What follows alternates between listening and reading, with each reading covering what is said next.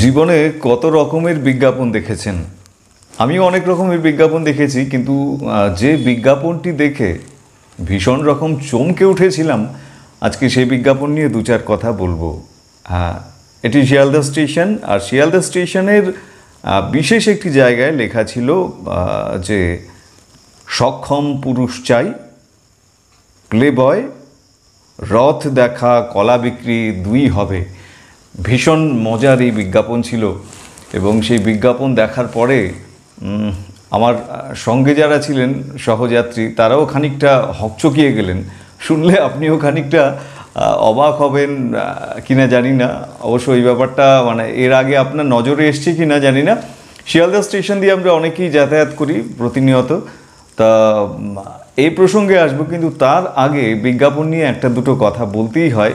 এই প্রসঙ্গটা হয়তো আপনাদের অনেকেরই জানা থাকতে পারে যে পৃথিবীর ইতিহাসে আমরা জানি কোনো একটি এলাকায়, পাশ্চাত্যের সে দেশ, যেখানে কৃতদাস প্রথা যখন চালু ছিল, প্রথম যে কৃতদাস, সেই কৃতদাস কী করলো, তার মনিবের বা মালিকের ঘর থেকে পালিয়ে গেল বা তাকে অন্য কেউ নিয়ে গেল, সে নিরুদ্দেশ হয়ে গেল।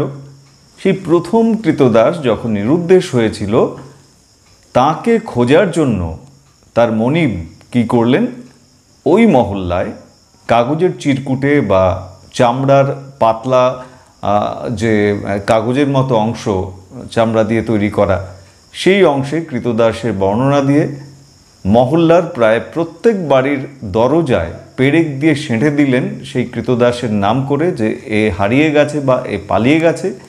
একে খুঁজে দিতে পারলে বা একে ধরে দিতে পারলে একটা বড় অঙ্কের কি বলবো, তাকে পুরস্কারে পুরস্কৃত করা হবে। ঠিক এই জাতীয় ব্যাপারটা পৃথিবীর ইতিহাসে ছিল প্রথম বিজ্ঞাপন ভাবা হয়।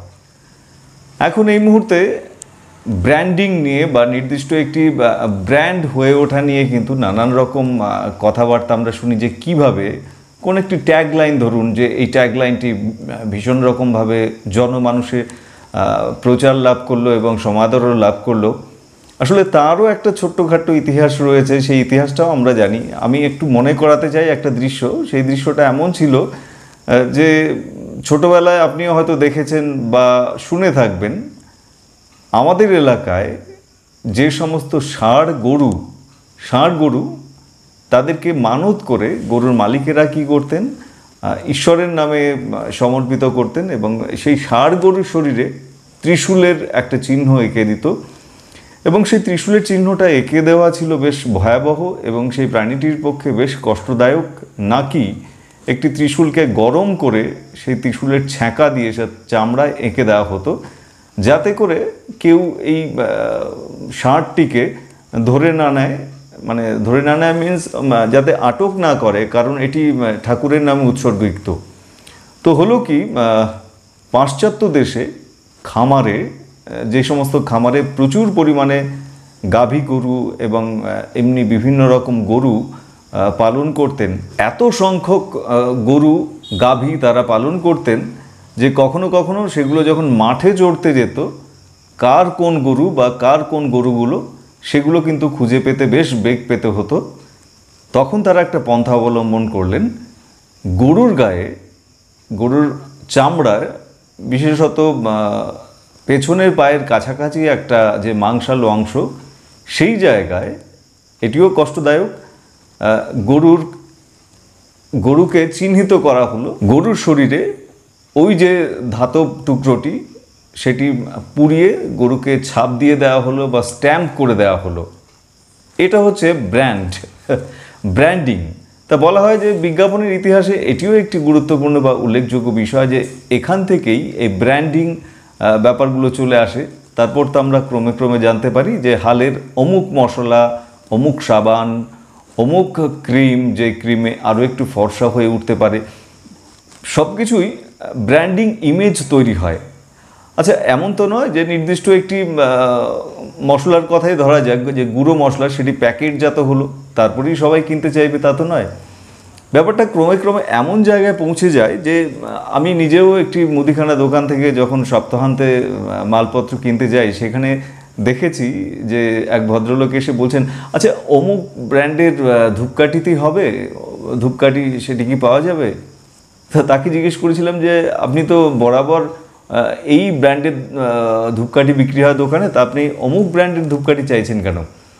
লোকটি বললেন, না আসলে কি জানো তো, এতবার বিজ্ঞাপন দেখানো হচ্ছে, বাড়ি থেকে আমাকে বলল যে অমুক ব্র্যান্ডের ধূপকাঠিটি একবার কিনেই আনো না, দেখা যাক।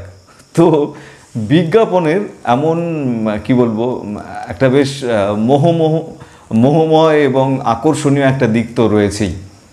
শুধু এই সমস্ত পণ্যদ্রব্যের বিজ্ঞাপনের কথাই বা বলো কেন, আমাদের রোজকার জীবনেও দেখুন না বিজ্ঞাপনের কত অপার মহিমা রয়েছে। কেমন কি সেই বিজ্ঞাপন, সেই গল্পটি অনেকেই জানেন। গল্প বা বাস্তবেও এমন দেখা যায় যে অনেককে দেখা যায় না, যে যিনি হয়তো ধরুন, প্লিজ এটা যারা এই ব্যাপারটি করেন তারা অন্যভাবে নেবেন না, শুধুমাত্র কথার কথা হিসাবেই নেবেন, যে দেখা যায় অমুক বাবু বা অমুক বিবি তিনি গলায় একটা বহুমূল্য সোনার হার গলায় ধারণ করলেন, এবং সেটিকে দেখানোর জন্য তিনি কি করলেন, যে জামার বোতামটি বেশ একটু আলগা করে রাখলেন, যাতে পাড়াপড়শি বা নিকট লোকজনকে দেখানো যায় যে দেখো হে, আমার গলায় কত মহামূল্যবান একটি ধাতু আমি ধারণ করেছি। তা এই বিজ্ঞাপনে না কি হতে পারে, এই বিজ্ঞাপনে যেটা হতে পারে যে প্রতিবেশীদের কাছে আমার বাজার দর তো বাড়তেই পারে।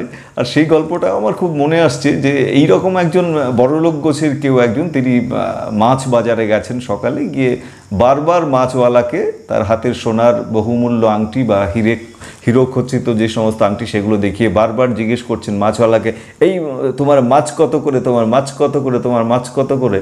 শেষটায় কি হলো, যে এই মাছওয়ালা তিনিও খানিকটা রসিক মানুষ ছিলেন, তিনি দেখলেন যে এই বাবুটি আমাকে বারবার তার হাতে সোনার আংটিগুলো দেখাচ্ছেন মাছ কত করে জিজ্ঞেস করার চিলায়।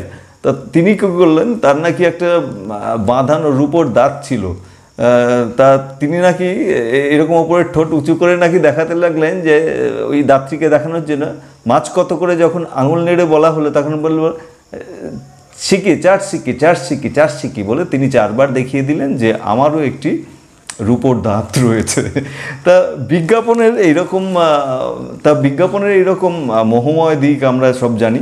আর এটা তো একটা সময় ছিল, এখন হয়তো খানিকটা অন্যদিকে গেছে। যে ভাবুন, যে কোনো একটি বিয়ে বাড়ি বা কোনো একটি অনুষ্ঠান বাড়ি, সেখানে প্রবীণ মানুষেরা বসে আছেন, বিভিন্ন বয়সী মানুষজন বসে আছেন, হঠাৎ দেখা গেল সেখানে একটি নতুন গাড়ি, সেখানে 4 চাকা গাড়ি এসে দাঁড়ালো, এবং গাড়ি থেকে কেউ একজন নামলো, নেমে গট করে চলে গেল, অথবা গাড়িটি অনুষ্ঠান বাড়িতে নিমন্ত্রণ রক্ষার পর চলে গেল, ধোঁয়া উড়িয়ে চলে গেল, এবং সবাই বলা বলি করতে লাগলো, এহে দেখলে অমুক এসেছিল, অমুকের কি ছিল কি হলো। তা এখানেও কিন্তু বিজ্ঞাপন, বাস্তব জীবনে ঠিক এমনভাবে অনেক রকমভাবে বিজ্ঞাপন আসে, এবং আমরা শুধুমাত্র এই কোনো প্রোডাক্টের বিজ্ঞাপন নয়, কোনো ব্র্যান্ডিং ইমেজ নয়, আমরা প্রাত্যহিক জীবনযাত্রাতেও কতজনকে প্রলুব্ধ করতে চাই বিজ্ঞাপন দেখিয়ে, তা নিয়ে কিন্তু ঘন্টার পর ঘন্টা আলাপ আলোচনায় এগিয়ে যেতে পারে। তা আজকে সবশেষে সেই বিজ্ঞাপনটির কথা আমি বলবো, যে বিজ্ঞাপনটি শিয়ালদা স্টেশনে দেখা গিয়েছিল। কেমন সেই বিজ্ঞাপন? হ্যাঁ, বিজ্ঞাপনটি এমন ছিল যে ওপরে লেখা, প্লে বয়, দারুণ মজার কাজ, রথ দেখা কলা বিক্রি দুইই হবে, সঙ্গে একটু সুন্দর ছবি দেওয়া, তার নিচে লেখা সক্ষম পুরুষ চাই, স্মার্ট জব, আরও কিছু লেখা ছিল, সেগুলো উৎসাহী মানুষজন সেটা মুছে দিয়েছেন। এটি আসল ঠিকানা, ফোন নম্বরটি তুলে দেওয়া হয়েছে। তবে হ্যাঁ, টার্মস অ্যান্ড কন্ডিশনস, এই কাজ শুরু করতে কোনো রেজিস্ট্রেশন চার্জ লাগে না, শুধুমাত্র আপনার মেডিকেল চেক আপ করতে 2000 টাকা লাগবে।